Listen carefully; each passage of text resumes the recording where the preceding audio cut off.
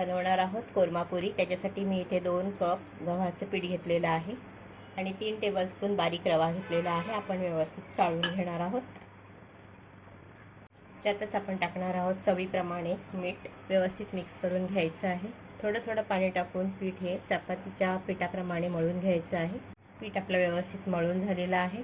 थोडंसं हातावरती तेल घेऊन त्या पिठाला लावून घ्यायचं आहे, म्हणजे पीठ हे जे आहे ते कोरडं पडणार नाही, कोरडं होणार नाही। पुन्हा एकदा व्यवस्थित मळून घ्यायचे।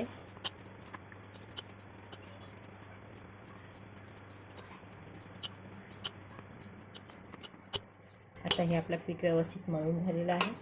इथे एक भांडं घेतलेलं आहे, त्याच्यामध्ये आपण हे काढून घेणार आहोत आणि आता आपण अर्ध्या तासासाठी झाकून ठेवायचं आहे। बनवणार आहोत कोरमा भाजी। तर इथे मी 2 मोठे चमचे तेल टाकते आहे।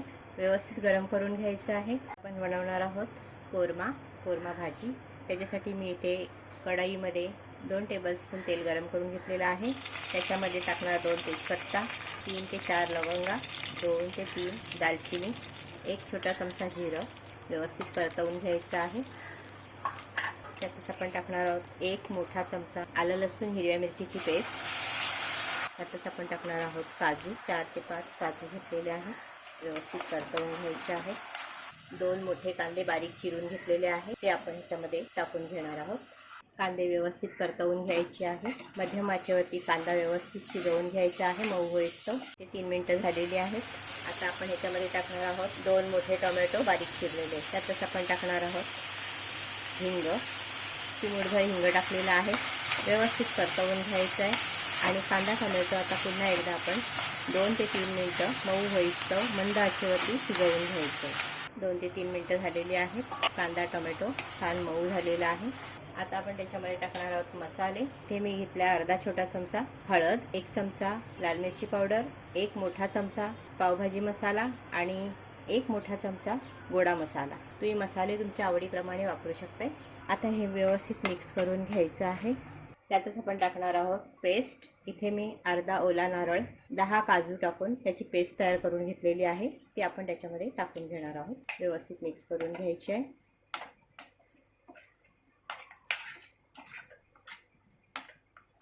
व्यवस्थित मिक्स करून झालं की त्याच्यामध्ये आपण टाकणार आहोत 1 ग्लास पाणी, तेही व्यवस्थित मिक्स करून घ्यायचं आहे। आता ह्याला आपण एक छान उकळी काढून घ्यायची आहे। ते 5 मिनिटं झालेली आहे, तर उकळी आलेली आहे। पुन्हा एकदा मिक्स करून घ्यायचे। त्या माचेवरती मी व्यवस्थित एक उकळी काढून घेतलेली आहे। आता गॅसची फ्लेम थोडी स्लो करायची आहे आणि त्याच्यामध्ये आपण भाज्या टाकून घेणार आहोत। तर मी इथे घेतलेला आहे 1 मोठा बटाटा, साली काढून अशा पद्धतीने क्यूब्समध्ये कापून घेतलेला आहे। अर्धी वाटी गाजर, अर्धी वाटी फरसबी, 1 वाटी फ्लावर, सर्व भाज्या स्वच्छ धुवून व्यवस्थित कापून घेतलेल्या आहेत। अर्धी वाटी मटार।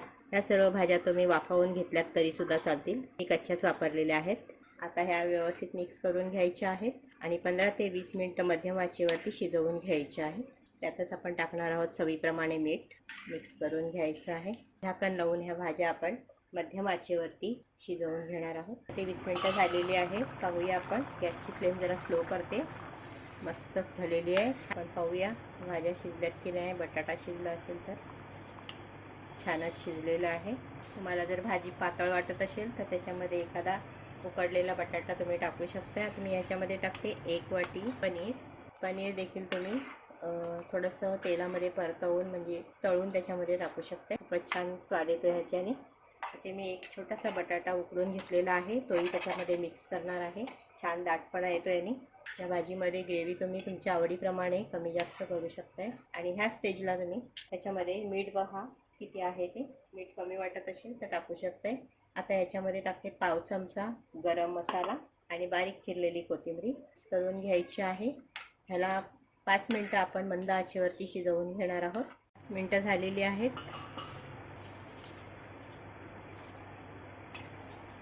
आता मी गॅसची फ्लेम बंद करते आणि आपण आता पुरी बनवून घेणार आहोत।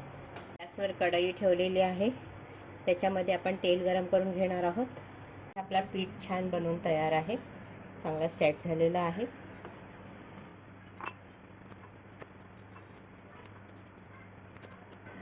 थोडंसं सुकं पीठ लावून व्यवस्थित मळून घ्यायचे। इथे तुम्ही एक पुरी बनवली तरीसुद्धा चालेल, किंवा अशा पद्धतीने पूर्ण गोळा घेऊन लाटून घ्यायचं इथे तुम्ही मैदा, गव्हाचं पीठ किंवा तांदळाचं पीठ घेऊन पुऱ्या लाटून घेऊ शकता. पुरी एकदम पातळ करायची नाही आहे, थोडीशी जाडसर ठेवायची आहे. पातळ केली तर एकदम कडक होतील, फुलणार नाही. थोडीशी जाडसर ठेवली तर छान फुलेल.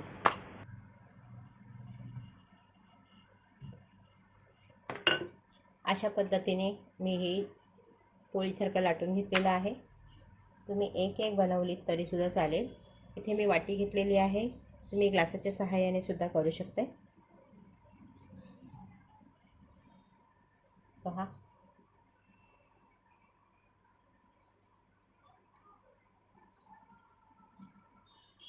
किंवा अशा पद्धतीने छोट्या छोट्या गोळ्या करून त्याच्यासुद्धा तुम्ही बनवू शकता डायरेक्ट.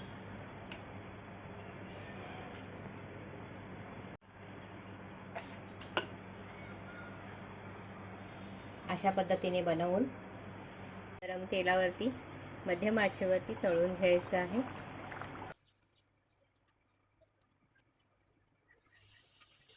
एक बॅच तळण्यासाठी किंवा एक पुरी तळून घेण्यासाठी आपल्याला 1 ते 1.5 मिनटं लागतो.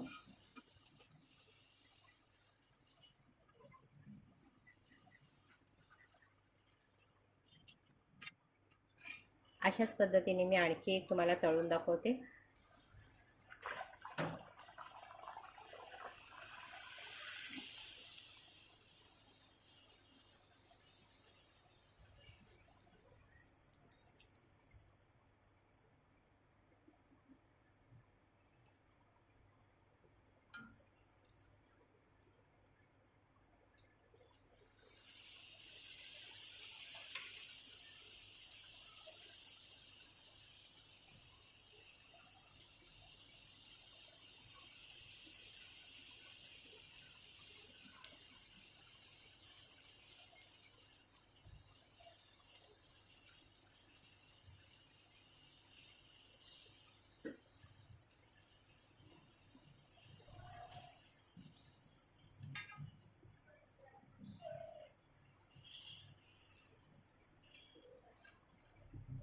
पुरी आपली तळून झालेली आहे. अशाच पद्धतीने आपण सर्व पुऱ्या तळून घेणार आहोत. ह्या पद्धतीने कोरमा पुरी बनवून तयार आहे. तर झटपट बनणारी ही कोरमा पुरी तुम्ही एकदा नक्की ट्राय करा.